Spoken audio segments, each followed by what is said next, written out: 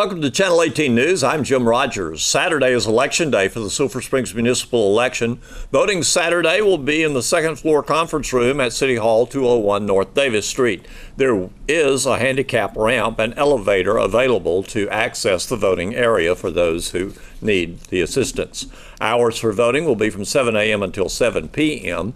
Two names on the ballot, Justin Davidson for place 1 and Andy Lowen for place 3.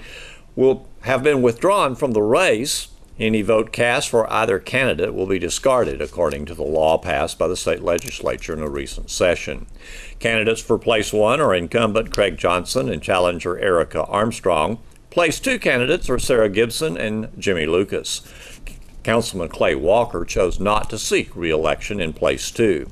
Place 3 candidates are incumbent Oscar Aguilar and challenger Norman Sanders.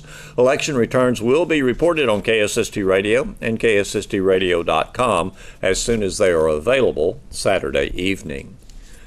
Friday morning, Clay Walker, place 2 Sulphur Springs City Councilman, told KSST News that the past 15 years on the City Council has been filled with the good, the bad, and the ugly. Not much ugly, he said. Walker has served in his last council meeting in May. Saturday, May 5th, following the election and the election of a new council person, that person will be installed or sworn in the June council meeting. We spoke with Walker about his time on the council. You've sat in on your last city council meeting and had to be quite the experience. Well, that's right. I've been there a long time, and kind of like relatives. I don't know whether anybody was glad to see me come, but maybe some of them were glad to see me go. I don't know, It's been quite an interesting 15 years, has it not? It has. It's been I think it's been a good and exciting time overall in the city of Sulphur Springs, and certainly in this area, and even in Texas. I was on the P&Z before that for a period of time, and it's been very interesting, and I hope I've been able to positively contribute to the welfare of the city. And anyways, time for me to do something else. Why did you choose not to run? Well, it's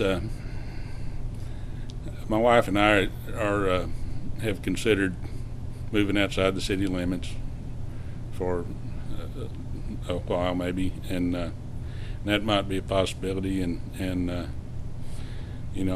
thought that it'd be good if the voters could find somebody else for that seat if that did take place. Yeah, we reach a certain age where we just want to kind of withdraw from a lot of stuff, don't we? Well, that's right.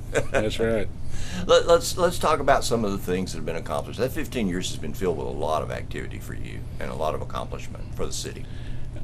It has, okay, I was appointed to fill the unexpired term of Mike Shing in 2003, and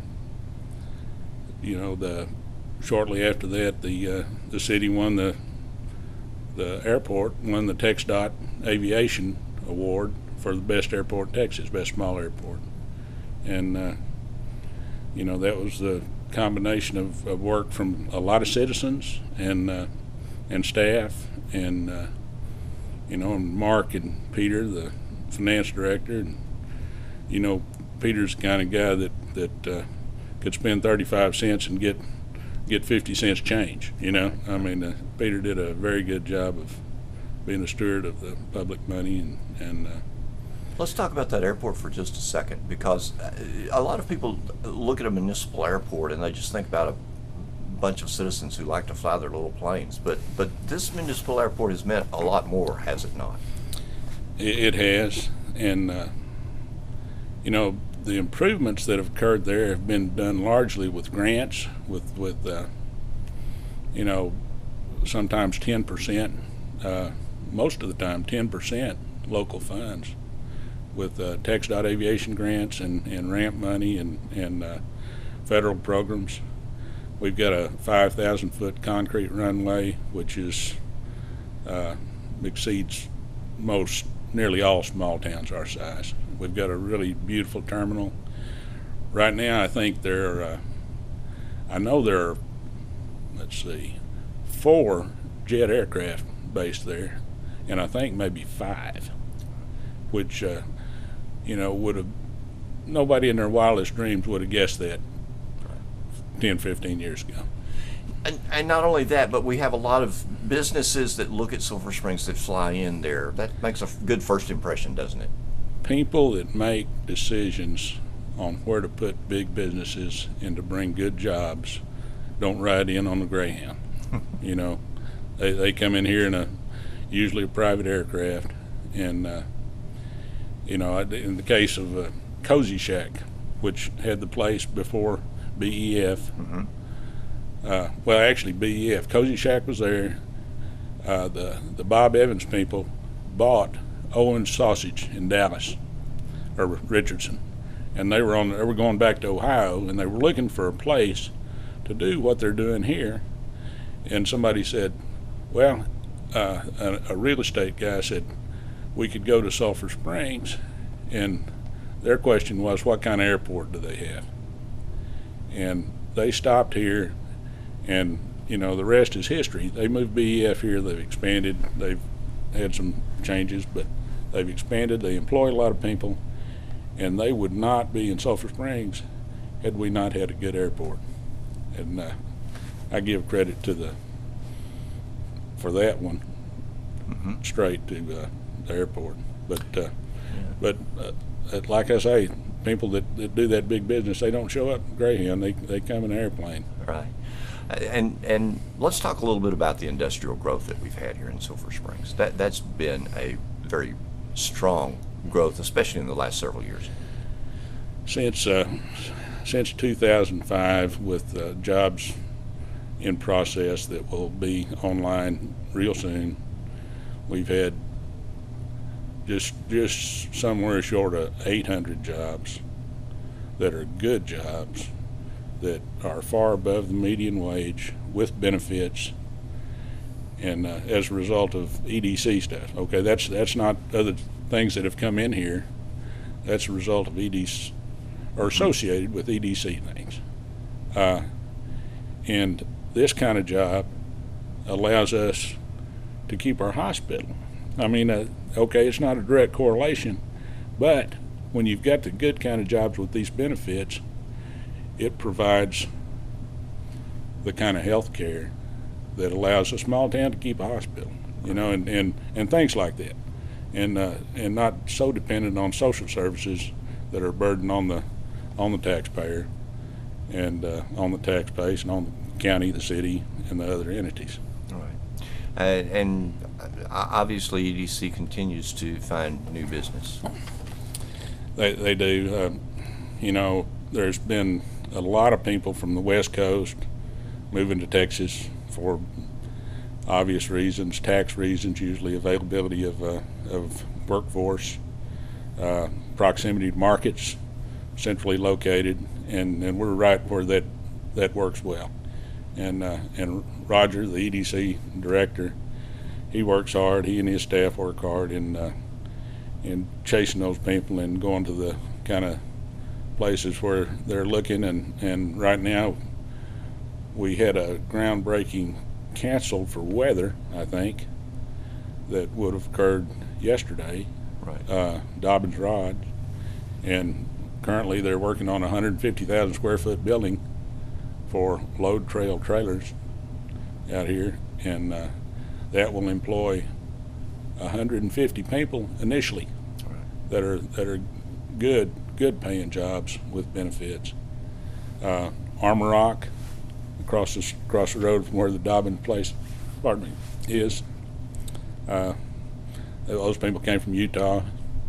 Now, Load Trail came from Tigertown, northwest of Paris, and they looked at our neighbors hard before they decided to come here, but because of the climate and business climate, and the fact that we've been able to get along here, and there's not all the fussing and fighting and negativity that they see elsewhere, they came here, and just the atmosphere. And in fact, I was able to play golf with some of those guys at the Chamber of Commerce golf tournament. and they're family-owned business, the Ch.18 family. And anyway, they love our town, and they're happy to be here, and we're sure happy they are here. You know, we talk about an industry, we talk about the airport, we talk about the town as a whole, but you create a climate for people to live in, do you not? You know, that is it's kind of like, you know, we're all salesmen. No matter what we do, we're salesmen. And you've got to have the tools to sell with.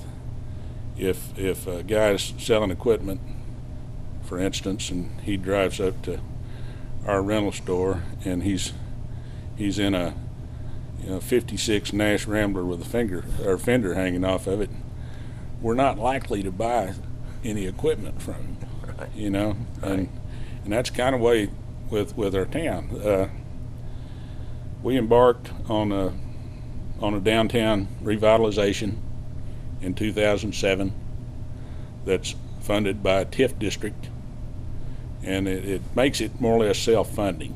Mm-hmm. And the city, one thing we have not done a good job in is messaging, and I don't know how to address that, but I'll be gone. But they need to find a way to address messaging. The TIF district, a revitalization district, they establish a boundary, and the tax base in that area is locked in, and forevermore, or until the bonds are paid off, the money from the base will go to the general fund. And now this is a paper thing, you know, but Mm-hmm. but the money on the increase, the captured value, which now stands at $7 million in that area, goes to pay the indebtedness. And so it's kind of self-funding. Like I told somebody the other day, you don't buy anything from a guy's got holes in his shoes and dirty clothes on and missing a tooth, when he smiles at you. Well, that's kind of the way our square was not too many years ago. A local real estate man told me he brings people from all over the country to buy properties away from Sulphur Springs in the rural area. And he said he'll have somebody from the East Coast or the West Coast or the Northeast, and those people bring money. I mean, they're people with money.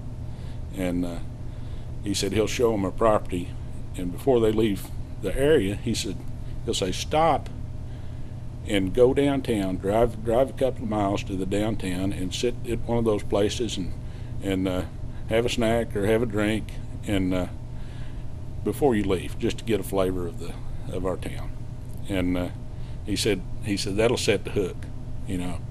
They get down there and they like that, and they want to stay in Sulphur Springs, or they want to have a presence in Sulphur Springs. Right. You've mentioned taxes a few times here in statements that you've made, and let's talk about the taxes in Sulphur Springs. Comparing taxes in Sulphur Springs to other communities around us, where do we stand?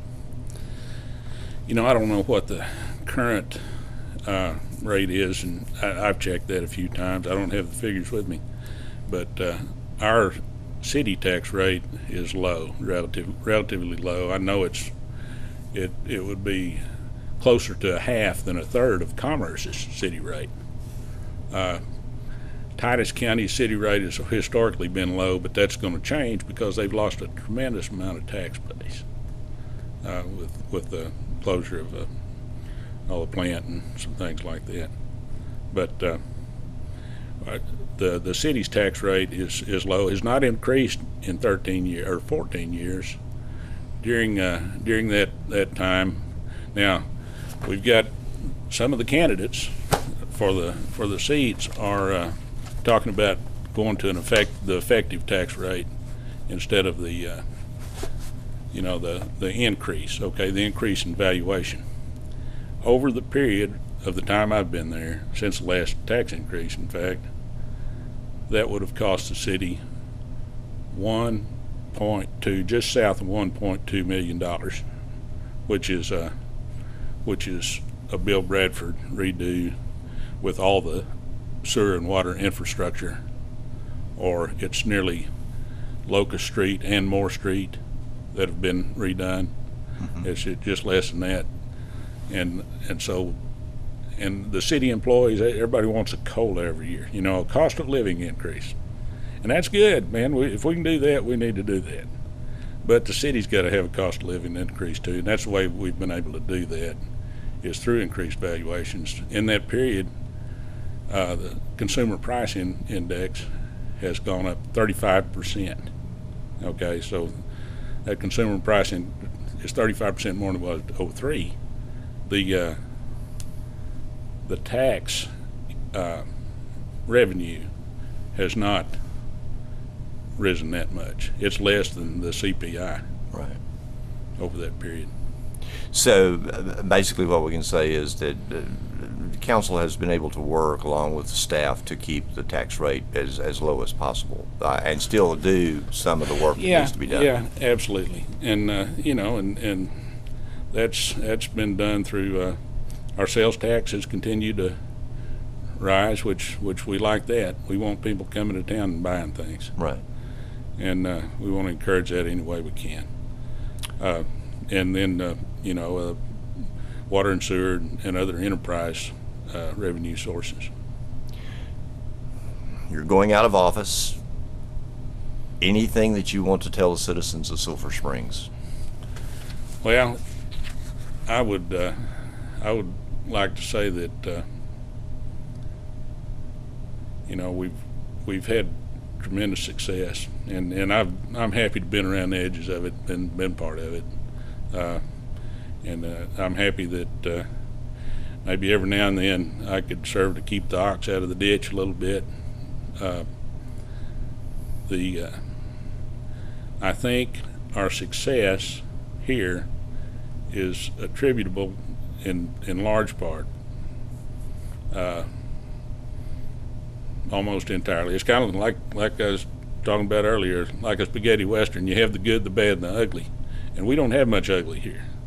We don't have much bad here. We've had good here over the period, and it's attributable to continuity, and that some of these other towns around us, a lot of people here don't realize that because they don't have associations in other towns. But everybody's in a fuss all the time, and typically they don't know the facts, and that's been exacerbated by the social media and the electronic media and people being able to post and tweet and do all that stuff.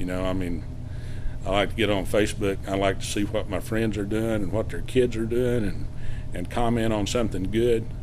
And then I read some of this salacious stuff. The horrible things have been said about me, but you read some of this salacious stuff, and it's not good.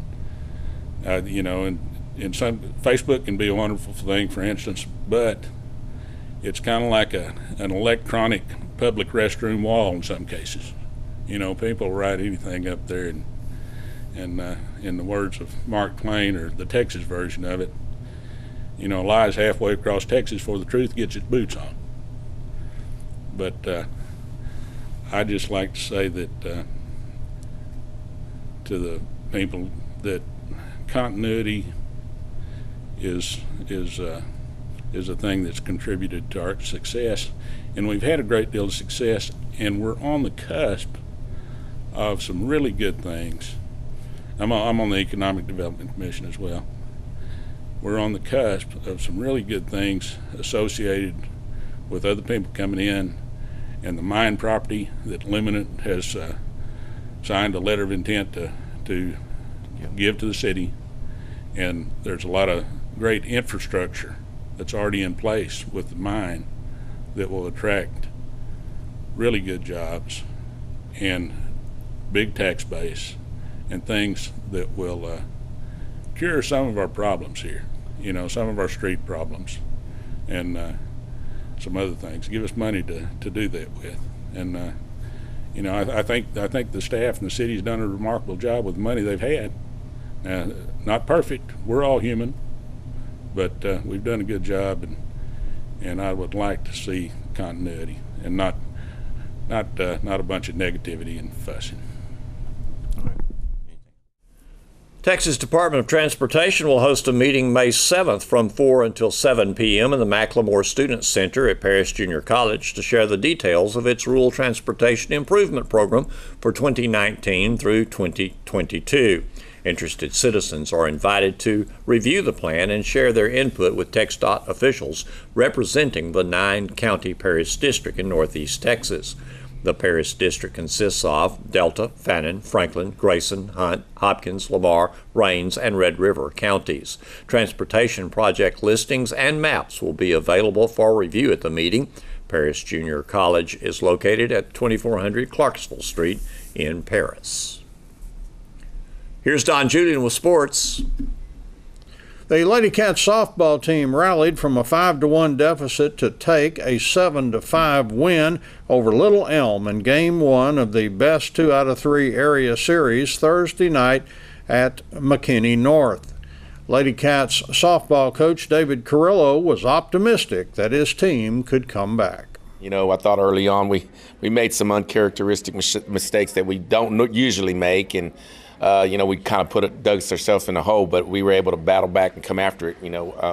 I thought offensively we hit the ball very well throughout the whole game. We just weren't getting hits, and then eventually we started getting it and putting pressure on them a little bit, and then they started forcing the issue, and then again we got the big hits when we really needed. But again, they find a way to win. We were down 5-1 and had to battle, and they were able to come through. And heck, my hat's off to those girls. They just get after it.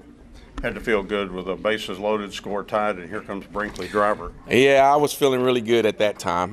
She had a great night. I believe she got 3 hits. So Brinkley played extremely well and hit the ball extremely well. And like I said, when you have her up at the plate, anything can happen. And again, she was able to do what she needed to do and give us the lead, and then we were able to hold on. At some point about mid-game, Eric Buck told me, he said, they're beginning to get their timing on this pitcher. He said, I feel very confident that they can come back. When we were down 5-1, I still, I came back and told them in the dugout, we've been here before. We've been down and we've come back, so this isn't nothing new to us. We just need to settle in and play better defensively and just hold them to that 5. And I still felt really good about coming back and being able to put some runs on the board. And, slowly but surely, we were able to do that. When we got it to 5-3, I was even feeling better. I kept looking at where we were at in our lineup. And, and really, to be honest with you, the whole time I was looking throughout, our whole lineup felt like we could get something going at any time because I thought we were moving the ball well and doing some good things offensively. It was just a matter of when it was going to break. Bailey Haggerty hanging in there. Sometime when your defense is kind of struggling, it can get to you, but I think you said nothing gets started. No, she's just real steady. There was some things defensively, again, that we did. I believe we only counted up 2 earned runs yesterday for them. So, things are going to happen and things fall apart, but she's that plug that always keeps everything going. And she, again, kept her composure and did a really good job because I know Little M in the top of their lineup, they have some speed, and then they have the Lucas girl at 3. They just try to move runners around and create problems for you, which they do a good job of doing, but, we did a good job of just getting back and, just holding them, because early on we didn't look very good defensively.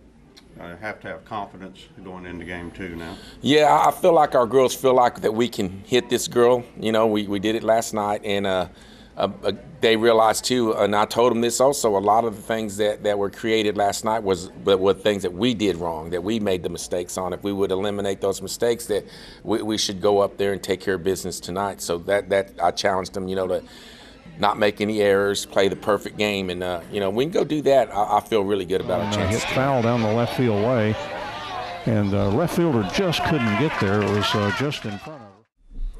The Wildcats baseball team's by-district game versus Wiley East, scheduled at Wildcat Park Friday at 7:30 p.m., has been canceled due to wet grounds. Wildcats baseball coach Jared Hammock now hopes to get the field ready for 1 and possibly 2 games on Saturday. Wildcats athletic director Greg Owens mentioned that if Wildcat Park is too wet to play on Saturday, the teams might return to Wiley East for Game 2 and a possible Game 3 if necessary. Wiley East has a 1-0 lead in the by-district series after winning Game 1 at home 9-3 on Wednesday night. The Sulphur Springs Wildcat All Sports Banquet will be taking place Monday starting at around 6 p.m. in the high school cafeteria. The highlight of any Wildcat Sports Banquet is presentation of the Forrest Gregg MVP Awards for a Wildcat and a Lady Cat, as well as the awarding of the James Cameron Fighting Heart Awards for a Wildcat and a Lady Cat. Participants in 16 different sports will be introduced by head coaches, and MVPs will be announced for each team. Wildcats Athletic Director Greg Owens is expected to present some special awards to athletic support groups such as cheerleaders, the band, and the drill team. A Special Olympics award is also presented. Big Smith Barbecue will cater the event, and tickets will be $8 at the door. In Hopkins County school sports, North Hopkins baseball team's bi-district game at Detroit, set for Friday at 4:30 p.m., has been postponed due to rain and wet grounds. Shortly after 1 p.m. Friday, Panthers head baseball coach Tim Henderson announced that Game 2 would now be played Saturday at 10 a.m.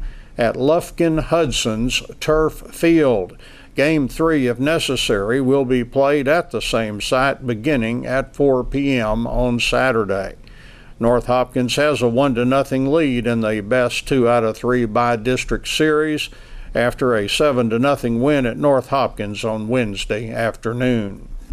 In Cumbie news, Cumbie softball catcher Bailey Busby has received a $500 scholarship from the Tyler Lone Star Softball Umpires Chapter of TASO, the Texas Association of Softball Officials. Bailey is the daughter of Mark and Casey Busby. The annual scholarship award ceremony took place last Sunday afternoon at the Tyler Rose Gardens Center. 13 young ladies from all over East Texas were selected to receive scholarships. Scholarship recipients, their families, and coaches were invited to the ceremony that included light refreshments and scholarship awards recognition. Thanks for watching Channel 18 News. Have a great evening.